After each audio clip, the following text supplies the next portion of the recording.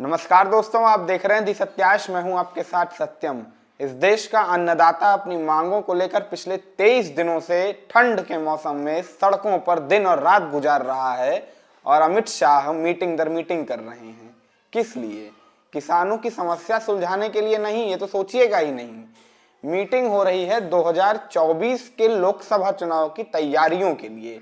अब इसे आप जो समझना हो वो समझिए, इसे आप अति दूरदृष्टा समझिए या आधुनिक युग का चाणक्य की संज्ञा तो उन्हें बहुत सारे मीडिया चैनल्स दे ही चुके हैं, वो देना हो तो वो दीजिए।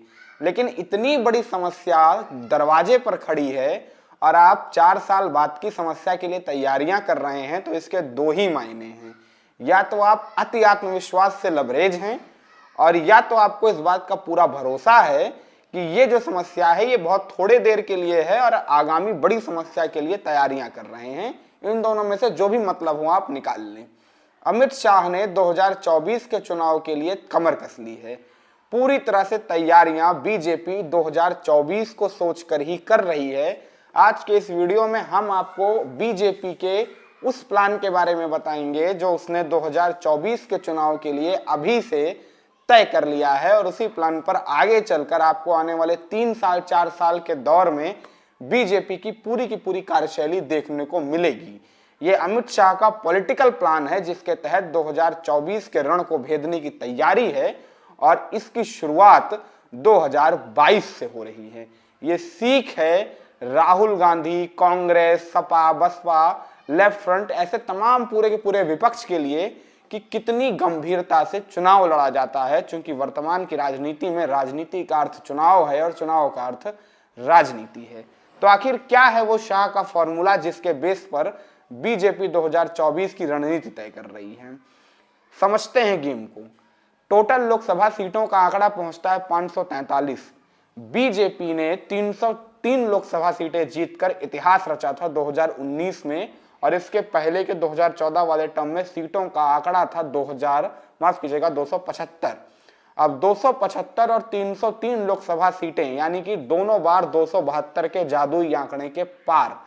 समस्या यही है कि 2024 में 272 का जादुई आंकड़ा कैसे पाया जाए। रही है इस बात को कि जिन प्रदेशों में जिन सीटों पर 10 साल से ज्यादा समय से बीजेपी के लोकसभा के उम्मीदवार जीत रहे हैं वहां पर एंटी इनकम्बेंसी हो सकती है। हो सकता हो जिन राज्यों में वो लोकसभा की सीटें हैं उन राज्यों में काफी समय से बीजेपी शासित हो।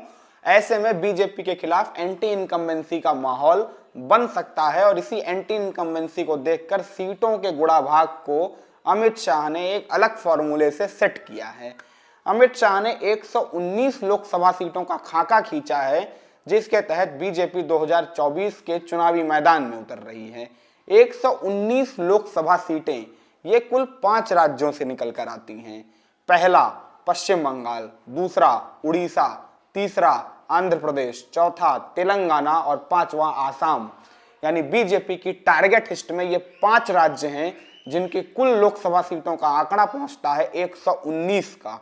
इन्हीं 119 लोकसभा सीटों पर बीजेपी की नजर है और इनमें से बहुत कम सीटें बीजेपी के पास इस समय मौजूद हैं। इसीलिए उम्मीद ज्यादा है क्योंकि बीजेपी अमूमन ऐसे राज्यों में ऐसी सीटों पर ज्यादा बेहतर प्रदर्शन करती है जहां पर उसके उम्मीदवार समय अंतराल के बाद या पहली दफा चुनावी मैदान में होंगे। ऐसे में 119 लोकसभा सीटों का यह आंकड़ा बीजेपी को बहुत मदद कर सकता है। एक एक करके समझते हैं। पश्चिम बंगाल जैसा कि आपको पता है बीजेपी के टॉप लिस्ट में है। अमित शाह की सीक्रेट प्लान के अंदर आता है। लगातार हर महीने अमित शाह और जेपी नड्डा के दौरे होते हैं जिसको लेकर बीजेपी लगातार बड़े पैमाने पर बंगाल में चुनाव प्रचार प्रसार के दौर से गुजर रही है। ऐसे में फोकस बंगाल पर है जहां पर आगामी साल में होने वाला विधानसभा चुनाव बीजेपी के लिए सेमीफाइनल की तरह होगा जिसे खेलकर बीजेपी आने वाले चुनावी मैदान में उतरने के लिए पूरी तरह से तैयार दिख रही है। आपको पश्चिम बंगाल में बीजेपी का एक्शन प्लान दिख रहा होगा। दूसरे नंबर पर आते हैं उड़ीसा में बीजेपी ने गंभीरता उसी समय से दिखानी शुरू कर दी थी जब 2019 के चुनावी मैदान में संबित पात्रा को पुरी से टिकट दिया गया था। यह पहली दफा था जब कोई केंद्रीय नेता जो उड़ीसा से बिलोंग रखता है उसको उड़ीसा का टिकट दे दिया गया था जो दिल्ली में काफी समय से रह रहा हो। संबित पात्रा को उड़ीसा से टिकट दिया गया नरेंद्र मोदी की उड़ीसा में दर्जन भर रैलियां हुई। अमित शाह जिस तरीके से रोड शोज कर रहे थे, जिस तरीके से रैलियां कर रहे थे, उड़ीसा को जिस तरीके से फोकस किया गया था 2019 के लोकसभा चुनाव में, उसी से इस बात का शक जाहिर था कि आगामी समय में उड़ीसा भी बीजेपी के हिट लिस्ट में शुमार हो सकता है। यहां पर फिलहाल बीजेपी के पास 8 लोकसभा सीटें हैं, लेकिन इनके सहयोगी के पास इससे बहुत ज्यादा सीटें ज्यादा हैं। माफ कीजिएगा, सहयोगी नहीं, बीजू जनता दल, जिनकी सरकार उड़ीसा में है। चलते हैं तेलंगाना। तेलंगाना में लोकसभा की सीटें हैं 18 और इनमें से 4 लोकसभा सीटें बीजेपी के पास मौजूद हैं। तेलंगाना पर पहली दफा नजर बीजेपी की पड़ी थी तब जब लोकसभा के चुनाव में बीजेपी को अच्छी खासी सीटें मिली थी और इसके बाद जीएचएमसी चुनाव में यानी ग्रेटर हैदराबाद म्युनिसिपल कॉर्पोरेशन में जिस तरीके से बीजेपी ने पूरी की पूरी केंद्रीय कार्य समिति को झोंक दिया था, पूरी मशीनरी को लगा दिया था। अमित शाह, जेपी नड्डा, योगी आदित्यनाथ से लेकर बीजेपी के ऊपर से लेकर नीचे तक के दर्जन भर से ज्यादा मंत्रियों ने प्रचार प्रसार का जिम्मा संभाला था। उसी समय ये बात तय हो गई थी कि तेलंगाना को लेकर बीजेपी बहुत क्योर है, उसको लेकर आगे बढ़ रही है। वोटों में हो रहा इजाफा बीजेपी को साफ तौर से संकेत दे रहा है कि तेलंगाना में बीजेपी के लिए, कमल के लिए उचित जमीन है। कारण उसका साफ है, ध्रुवीकरण की राजनीति। चलते हैं आगे। आंध्र प्रदेश। आंध्र प्रदेश कांग्रेस का गढ़ था। कभी कांग्रेस के दिग्गज नेता आंध्र प्रदेश से आया करते थे, लेकिन आज कांग्रेस आंध्र प्रदेश में हाशिए पर है। कांग्रेस का कोई नाम लेवा नहीं दिख रहा है आंध्र प्रदेश में। आंध्र प्रदेश में केवल 2 रीजनल पार्टियों में पूरी की पूरी जंग छिड़ी हुई है, जिनमें चंद्रशेखर भी हो सकते हैं, जिनमें आपको वाईएसआर भी हो सकती है। ये 2 पार्टियों ने मिलकर आंध्र प्रदेश में पूरी तरह से गुटबाजी कर रखी है और ऐसे में किसी भी राष्ट्रीय पार्टी के दखल की कोई गुंजाइश फिलहाल दिख नहीं रही है और इसी वैक्यूम का फायदा भाजपा उठाना चाह रही है। इसीलिए आंध्र प्रदेश भी अमित शाह के टारगेट लिस्ट में है, जहां पर जाके बीजेपी एक अच्छा खासा स्कोर खड़ा कर सकती है। 5वें नंबर पर आता है आसाम। आसाम यानी बंगाल के बगल का पड़ोसी राज्य। आसाम में काफी ज्यादा बीजेपी एक्टिव है। सर्बानंद सोनोवाल बीजेपी के बहुत बड़े नेता आसाम में पहले से मौजूद हैं और आसाम के काफी कुछ पॉलिटिकल कॉन्फ़िगरेशन अगर आपको देखेंगे तो बंगाल और तेलंगाना से मिलते जुलते आपको दिखेंगे। यहाँ भी मुस्लिम मेजॉरिटी है, यहाँ भी बंगाल और तेलंगाना की तरह ही ध्रुवीकरण का मुद्दा चलता है, बांग्लादेश की घुसपैठ होती है।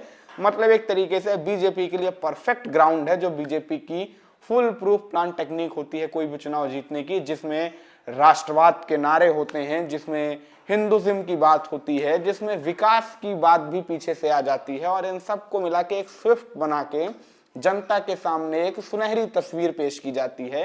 ये बीजेपी की कोर ऑफ स्टाइल है चुनाव लड़ने की और इन स्टाइल में आसाम, पश्चिम बंगाल और तेलंगाना खास तौर से बहुत ज्यादा फिट बैठते हैं। इसलिए सबसे ज्यादा उम्मीदें इन्हीं 3 राज्यों से है। ये मैंने आपको बताना इसलिए आवश्यक समझा क्योंकि ऐसी पॉलिटिकल खबरों से अपडेट हम आपको करते रहते हैं और ये बड़ी खबर है जो मुझे कहीं दिखी नहीं कि किस तरीके से अमित शाह 2024 के लोकसभा चुनाव के लिए तैयारियां कर रहे हैं, किस तरीके से 119 लोकसभा सीटों के लिए खाका खींचा गया है और कितनी शार्पनेस के साथ चुनाव मैनेजमेंट बीजेपी करती है। ये सीखने वाली बात है हमारे विपक्ष के लिए। अगर आप इतने शानदार तरीके से चुनाव मैनेजमेंट करेंगे तो निश्चित तौर से जीत आपको मिलेगी। ऐसे में विपक्ष को चाहिए कि अगर मोदी और बीजेपी को हराना है तो बीजेपी के प्रचार तंत्र, बीजेपी की चुनाव में सक्रियता का मुकाबला करें, उसके सामने खड़े हों, स्टैब्लिश करें अपने आप को और सही तरीके से चुनाव को आगे बढ़ाएं। उम्मीद करता हूं ये नया पॉलिटिकल अपडेट आपको अच्छा लगा होगा। ऐसे नए और इंटरेस्टिंग वीडियोस के लिए चैनल को सब्सक्राइब कर लीजिएगा, कमेंट सेक्शन में कमेंट जरूर दीजिएगा। तब तक के लिए मुझे दीजिए।